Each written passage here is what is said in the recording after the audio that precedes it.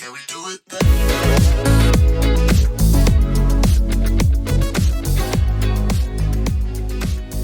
Hello, everyone, and welcome to Vibration, where we empower individuals to speak their distinct truths, passions, and personal message on a global stage. I'm your host, Michelle McDonald, passionate author, speaker, and entrepreneur. And today, in celebration of our theme, where we highlight creative Bahamian individuals, we are celebrating the creatives and arts of the Bahamas with our special guest, Ten. Hello. So we have this delightful musical and visual artist here with us. Ten, for those who may not know you, can you share a little bit more about yourself? All right. So Ten, the musician, is actually one of my many artistic personas. I actually do have, I think I would say two other aliases. Okay. One is like my name, just who I am as a person, and also I go as a Pirate Jeep tour guide. So I have Net and Mad Mary. Then I have for my paintings and a lot of like my comics and all of the visual art stuff that I do in terms of like craft, I use Ivy Weir. Ooh. And then 10 is actually one of my most recent type of creations or one of my major personas or projects in where I kind of stick mainly to the music crowd, which has been calling me for like over a year. So I'm kind of upset with myself that I haven't started this sooner. I agree, because the thing is, we met last year, and I have loved being able to see you evolve into 10, hitting the stage, letting us hear your vocals, and really speaking to the audience. Like, they caught on to you very, very quickly. So what was up with this, like, 1 year gap? What was the hesitation? Wow. Yeah. That's actually, first of all, thank you very much for acknowledging that, because that was like a big thing for me. Because I have really never genuinely like been on a stage where I was the sole attention. So that was like a big transition where I told myself, I'm going to do it sober and I'm going to do it scared until I got better at it. But in terms of why it was such a gap is during a point in my life, I kind of was on my own. And for about, say, 3 consecutive years, I'm talking about like 19, coming up into my early 20s before I started doing music, even though I did have the inclination to do it for about a year, I never got into it fully because I thought if I can't do visual art, because I just couldn't draw during those 3 years, then I don't think I can do any art. And I had to go through like this whole renaissance where I realized that like it doesn't matter what type of art I do, as long as I'm telling stories that matter to me, like I'll be okay. Yeah. I'll be who I am and I'll be true to my craft. And that's when I decided, I was like, screw it. I'll just do music. If I'm good, if I'm bad, it don't matter. It's what matters to me is that I'm expressing myself the way I want to. Yes, and I really like that you stepped into that, right? So you were like, okay, this is how I identify with myself, which was visually. But I can do this music thing. I'm ready for it. This is a part of who I am. This is my identity, and I'm ready to bring it unapologetically. And that's actually one of the things that I love about your music. You're just like, here I am. This is it. And you're going to get it. Yeah. I actually wanted to prioritize being very honest. So I feel like a lot of the craft of, because even though I'm kind of, I would say, in terms of what's being logged online, I'm quite recent to it. And it seems like I'm taking like a lot of gaps in between making my music and coming on performances and stuff like that. What I do in my free time is make everything matter. So I try to study the craft as much as I can. One thing I learned, one of the major things that I learned about like rapping in specific is that it's a form of people just basically telling you about their lives and about their struggles when it started all the way back in like New York, and putting that in a way where it's digestible for a large crowd, right? And I feel like a lot of Bahamians today in the market that we have want to make music that people can like dance to and feel relatable to, which is cool. I like music like that too. I want to make music like that too. But I felt like there was a pocket in the market for people who just wanted to be like I'm human. I can be ugly, I can be pretty, I can be inspiring, and I could also be a bad person sometimes, you know? And I feel like everybody can relate to that person. Yeah. You know? When the music dies, who are you? Yes. You know, I wanted to make music like that. I really like that. And that's so true because the thing is, when it comes to people that we respect or whose music that we want to really tap into, there is something about them that is uniquely and inherently relatable, right? So as you mentioned, there's this ugly side, there's this messy side, there's this like, oh, I really can't even deal with myself in this moment side. But listen, this song right now is speaking to me. This artist, she gets me. Yeah. She knows what's going on. And that seems to be like your genre of music. Yeah. Yeah, I feel like my music won't necessarily be for everybody in the terms of it's not what people are going to want to listen to all the time in their ear. Like, sometimes people just want to dance, you know? But for what I'm trying to create, I feel like the market that I can bring out is going to be one of those things that turn into large cult followings, you know? People who don't expect an artist to be one way, they just expect an artist to create, and as long as it's a good thing, when you're creating for yourself, it's always going to be a good thing. Yeah. Then it's going to be something that they want, and it's going to be something that they're going to allow to like flourish. And if I can do it, I always told myself, like, if I'm going to do this, I'm not going to like half butt it. I'm just going to go into it as much as I can, learn as much as I can, and understand where I'm at so I can see where I can go. And in that sense, I will always have a quality product. And when people see that you can push a quality product and that can be something that people find worthwhile, then hopefully the market itself can start growing in that terms, you know? Yeah. Like, I want to be so good. I want people to know that they could be as good too. Right. Even though that sounds like a little self-absorbed. You know? No, not at all. See, and that's the thing, you know, just the fact that you're able to say that, like, that shows a level of selflessness that you have. Like, hey, I'm creating this amazing music, but you could do it too. Like, why not? You know? Yeah. So one thing that I really like just about you being here is being able to really talk about the musical aspect of creativity. Because we all know the older generations, right? They feel like they're looking out for us. And so they're like, okay, there's certain types of jobs you should have, and then like don't have. And like musical artists for them is kind of like, I don't know. Yeah. So what would you say to someone who feels as though they have that talent, they want to step out into it, but there's so many voices out here in society that's saying like, okay, I don't know if this is going to last. I mean, music could be a hobby, but for real, like, can you do it? Here's my thing. I feel like I thought that about myself, right? And if it weren't for people like Judah Lyon and Shadfer, when I went to them, shout out to them, because I actually did like privately go to them, and like this is something I try to do a lot when I'm trying to go into a craft, is I find someone who's already been in it, and you know I bring them like basically my hope, like hey, this is this little baby that I want to create, you know, and you know what they all tell me across the board is always just do it. Just do it. Don't you worry about what anybody else has to say. And don't you worry about what your doubts have to say. Just do it. And as long as you do it to the best of your ability for the right reasons, which is the reasons that speak to you, it's always going to be okay. It's always going to be okay. And like, I feel like people need to be comfortable also, if you're going to start up, being not good at it. Yes, you have to start somewhere, right?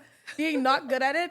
And not knowing what you're doing. Yes. And sometimes just like, it's like getting a new phone sometimes. Just tinker around with it until you figure out your way, you know? Like for me, one of the best purchases I've recently made is actually getting my own like equipment to record my own music. Oh, congrats. Yeah, like that was a commitment, but I'm a commit. Thank you.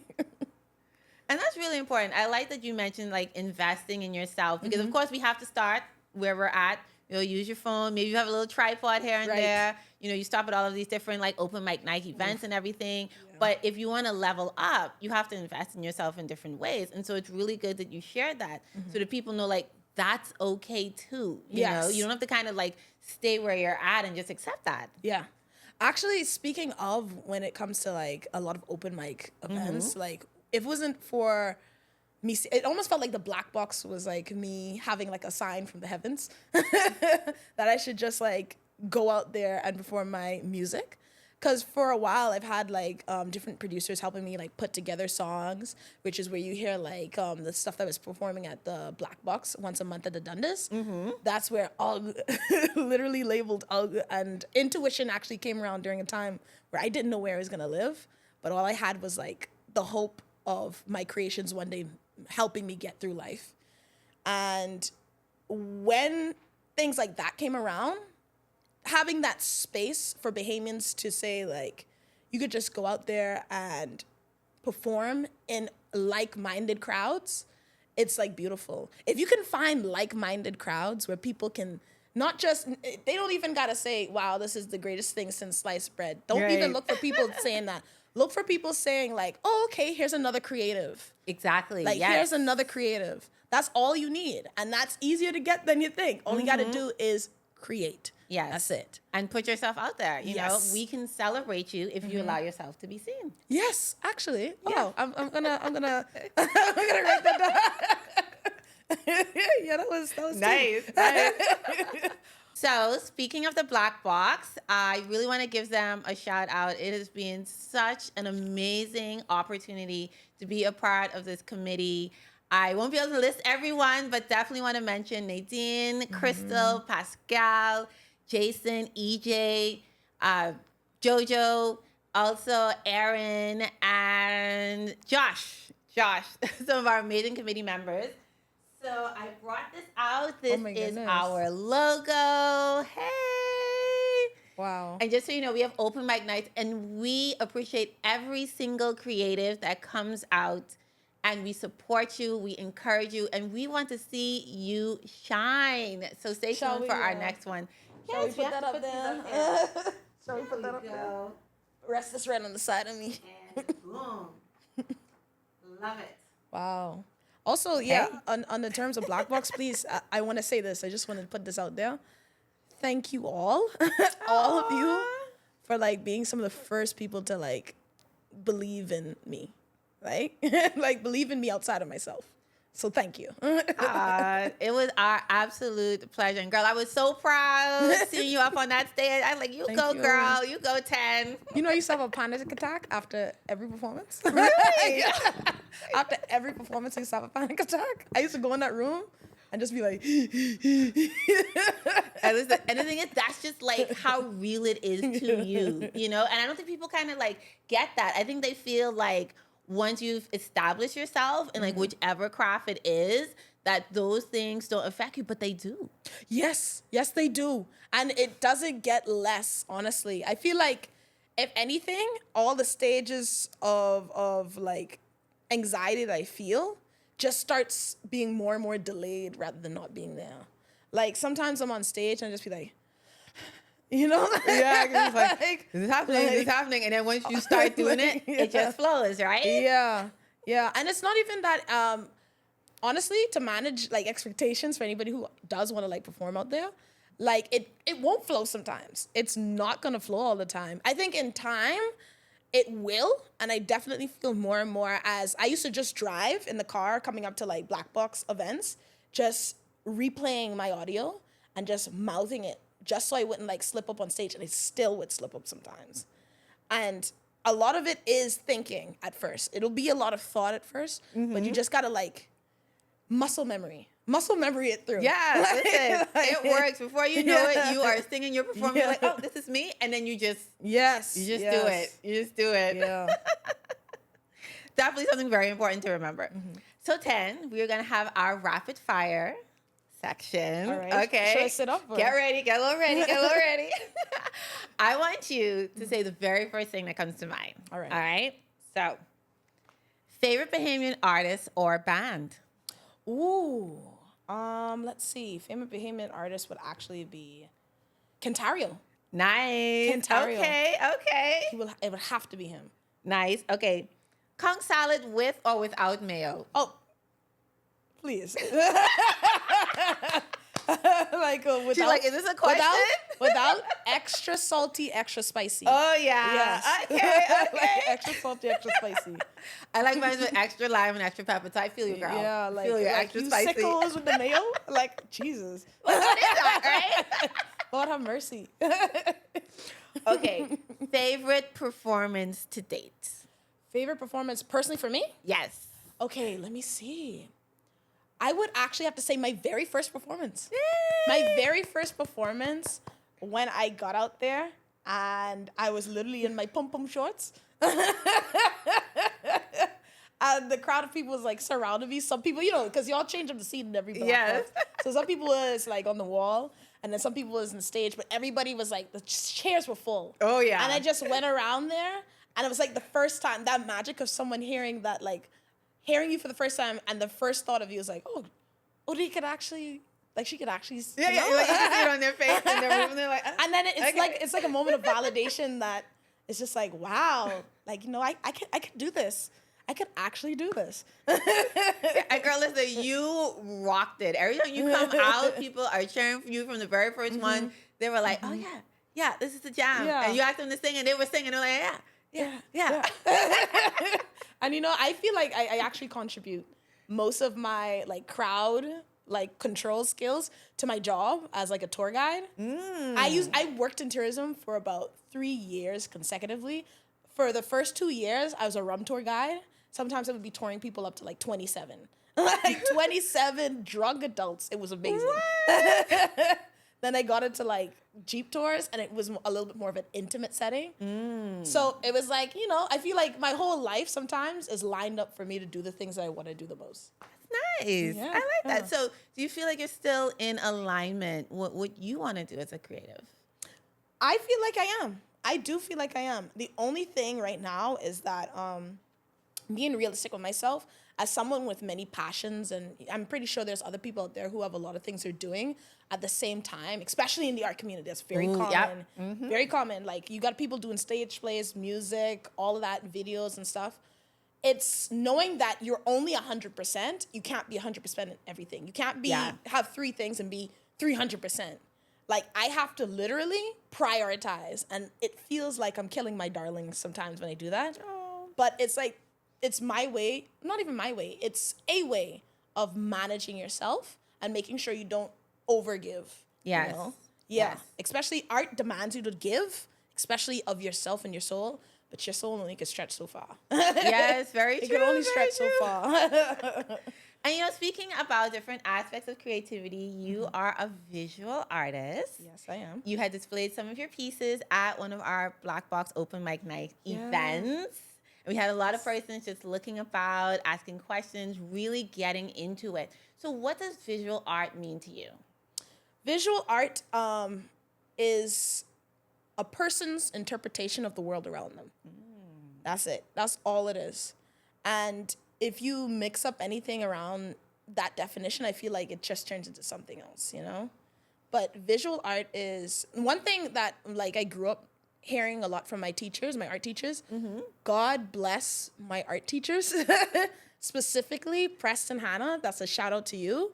You taught me many, many things. Thank you so much. But it is, if you wanted to capture something, and you're doing it too realistic, sometimes you got to remember that that's what pictures are for. Okay. Art is literally built in our interpretation.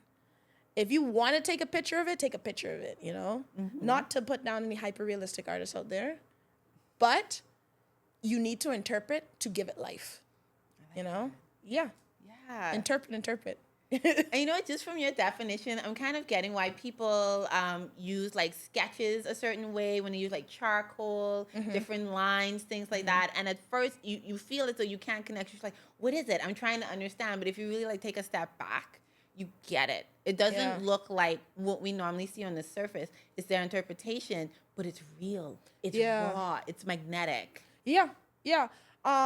I know a lot of like the greater artists out there, a lot of the times where people like going through a hard time. That's why I think there's always this big, not even like a stigma, it's like a superstition that artists have to suffer to create good art, which is... They always say that, right? Yeah. It's because some of our rawest emotions give us some of our most like potent outlooks, When you boil yourself down to just like anger, love, sadness, no in-betweens, if you just boil a picture down to just that and you let someone put their interpretation of what that means, you get some of the most like, you could always translate emotions across the board. Everybody feels angry. Everybody feels sadness. Everybody at some point in time feels love or the loss of love or the lack of love, you know?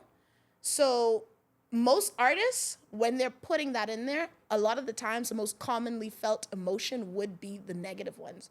But you don't have to feel that way to create potent art. Intuition, what I think is one of my favorite songs that I've written, like I could say that with my eyes closed and feel like lightheaded when I do it, was done with pure hope. With pure, raw hope. Like, hope that I'll get into a better place, hope that my music will take off, hope that I can stand on the words that I say, just raw hope. And I feel like a lot of artists would be a lot less miserable because there are literally people out there who will stay in like positions that they can get out of, continue to suffer for the sake of their art, whether they want to admit it or not.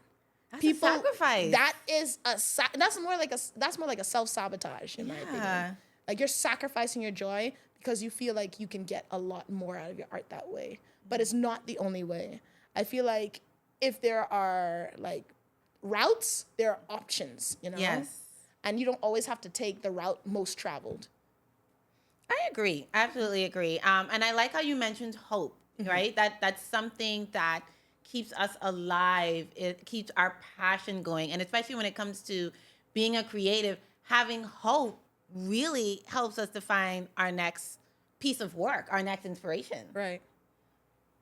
I would say when it comes to like feeling inspired, I actually look up to people, even though I do look very deeply into like my Bahamian culture and how Bahamian artists interpret the world. Because I think what we need to like stick to is knowing that our view of the world is completely different from the outside, even from Caribbean nation, even though we're technically not a Caribbean nation, you know. But I like to look at people who I want to be like. And that's where you get like people being inspired by artists like Jay-Z and being inspired by artists like Doja Cat. And of course, my personal favorite right now is Tyler, the Creator. Okay. Because I just love the way it feels like when you listen to his songs. It's like a ruckus. And for me, it sounds like a radio, like 7 radios are going on in my head all the time, nonstop. So when I hear somebody make music like that and make it sound harmonious, it feels very like powerful and intense. Like it really does. I love that. And I love that you know what it is that fuels you. I think that's very important as an individual, as a creative. Yeah. And so, of course, you know, we've been calling you 10 throughout this whole podcast, but where did 10 come from? Where does this name come from?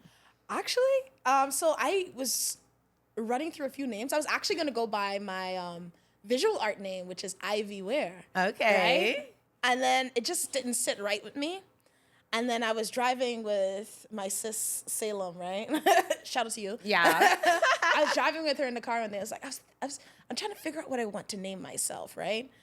And then she goes, why don't you just name yourself 10? And I was like, that got a ring to it. Yeah. And I was like, how'd you get that? And she's like, it's just your nickname backwards. And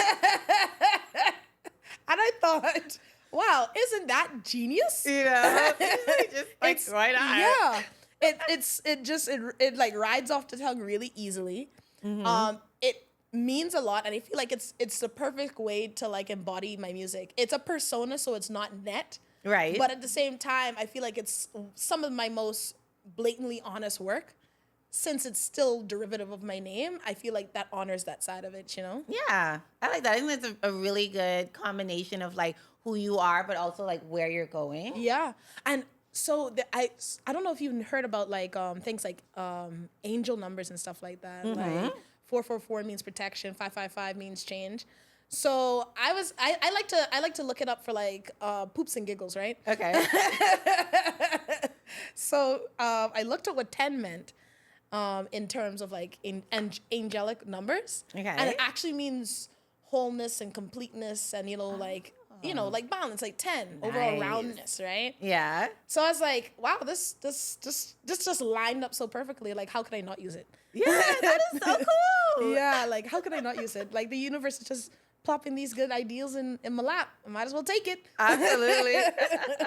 Hey, this one's a keeper. Keep sending me those. Thank you. So talk to us more about the song that you said really connected with you. You said it spoke a lot about hope. What was it that was on your mind that made you feel as though you had to get these words out right now? So I actually listened to Kanye West's song, "I Wonder," and that line came on. Oh goodness gracious me! Let me think about it. It was say you can't remember what the issue is. Trying to find where the tissue is. It ain't happened yet, and that's what intuition is. And I was like, hold on. That's actually I know. Listen. I'm not say the biggest fan in the world of any particular artist except for Tyler the Creator, but when you hear lines, you hear lines. You know, when you hear lines that speak to you, there's some lines that when they're said, it's like, whoa, hold on, play it again and again and again. And I was at this position where like I was on my own in the worst way possible. Like before I was ready, I wasn't really talking with my family. I was basically staying at my best friend's mom's house, and I had no idea if I was gonna be able to get like a place to live because I really only had like 3 months. My car wasn't like up in commission during that time, and I was just in a lot of despair. And one of the main things I used to do is kind of just work out and listen to music, and I would kind of listen to a lot of songs that made me feel feelings, but never really like listen to the lyrics. And when I heard Kanye West say that line, and I actually listened to the entirety of Graduation, and when I heard I Wonder and I heard that line, I literally looked up like a free Kanye West Graduation type beat. Yeah. And I based my entire song off of what those lyrics made me feel. Whoa. Yeah, literally. So and the whole song is just me telling about my life, cause how I felt. Sometimes I feel like when transitions are about to happen, I call that my intuition. People say I have really good intuition, but I feel when the world is pushing me in a different direction, or in the direction that I've been asking for, and my lows from before are never as low as they are in the present, you know?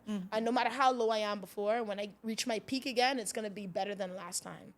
That is something I trust within myself, no matter what I go through, no matter how bad it is. I feel like no matter what's coming next, it's never gonna be as bad as last time. And whatever I gain from that is always gonna be better than last time, you know?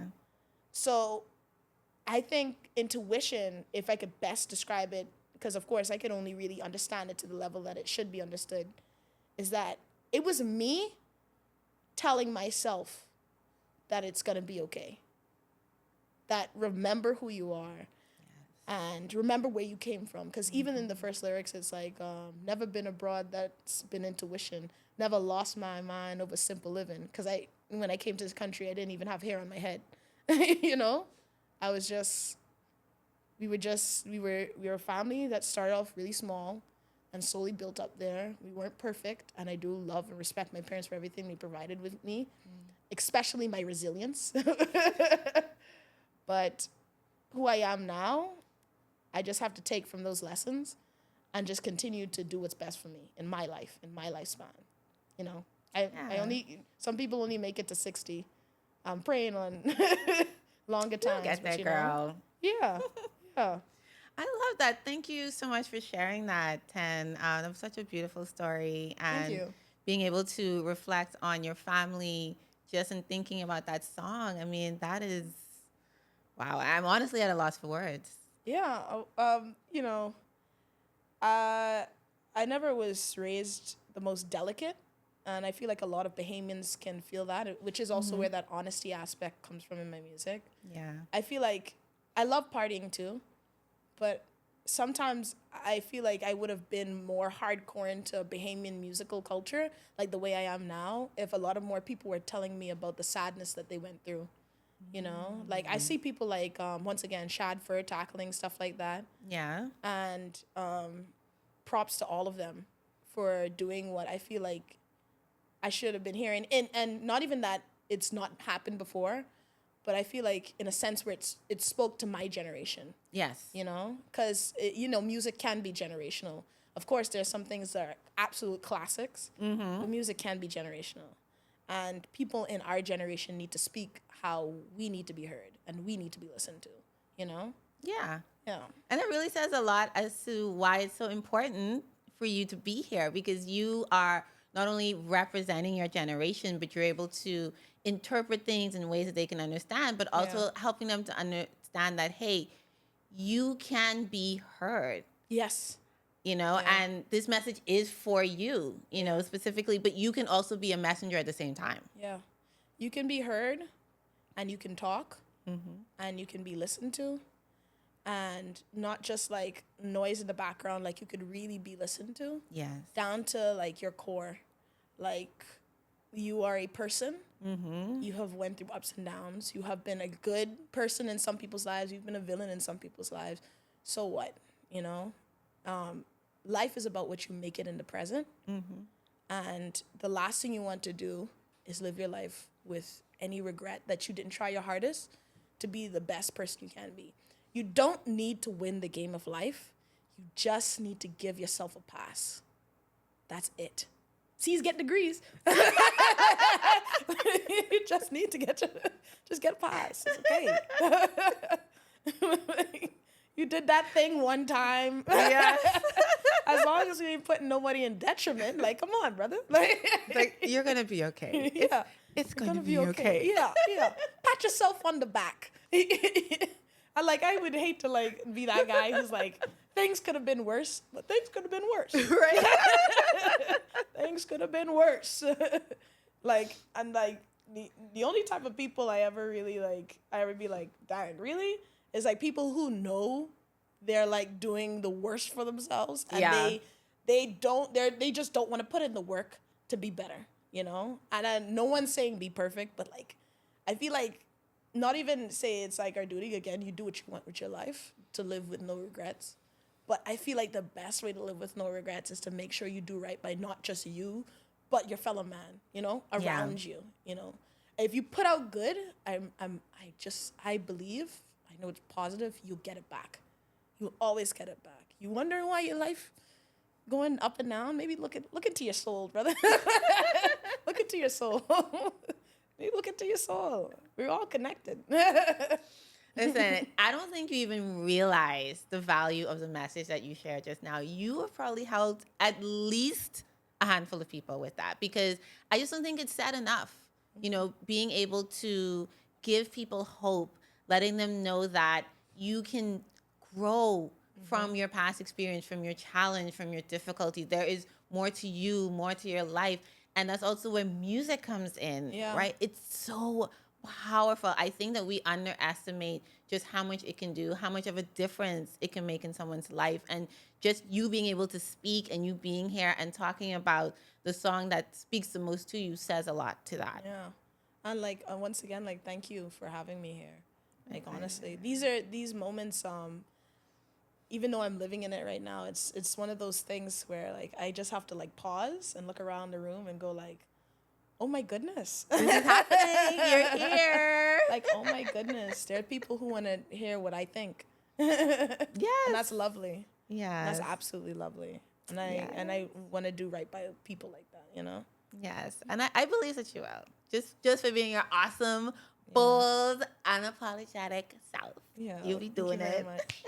Thank you very much. Ten, thank you so much for being here, for really putting a spotlight on music, not just the impact of it, but also understanding just how generational it is. We need someone from each generation to speak to the youth, to speak to the people of that time, give them that voice, but also know that they can be a messenger at the same time. Yeah.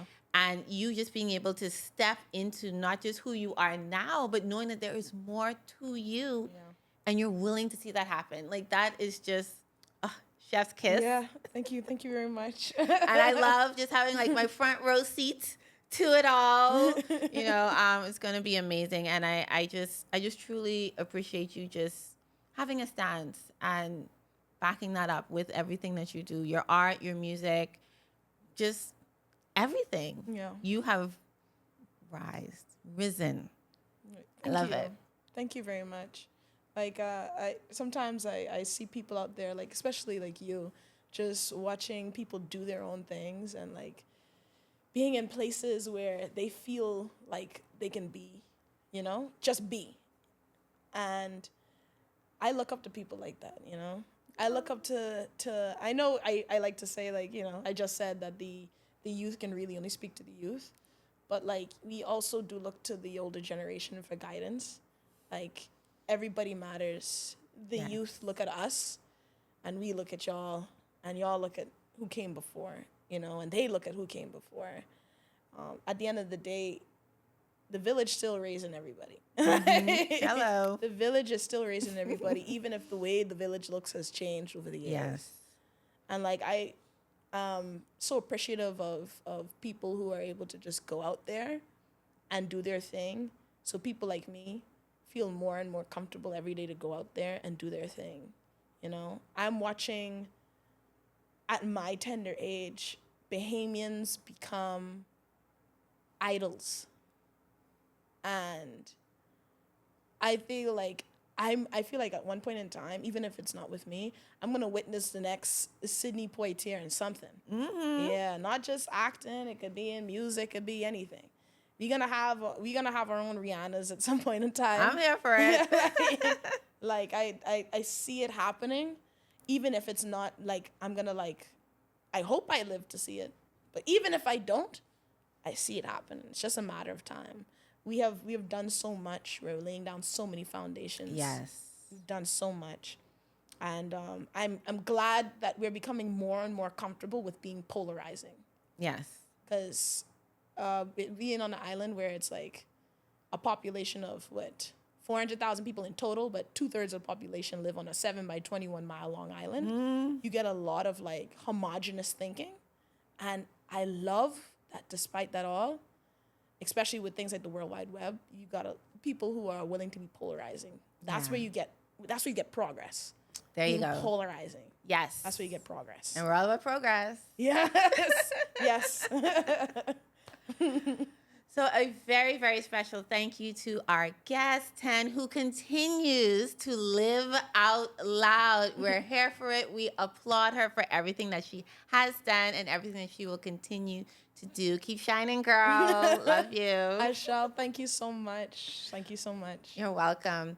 A very special thank you to our sponsor, Amber L, who encourages you to nourish your everyday skin glow. And also to our audience for watching.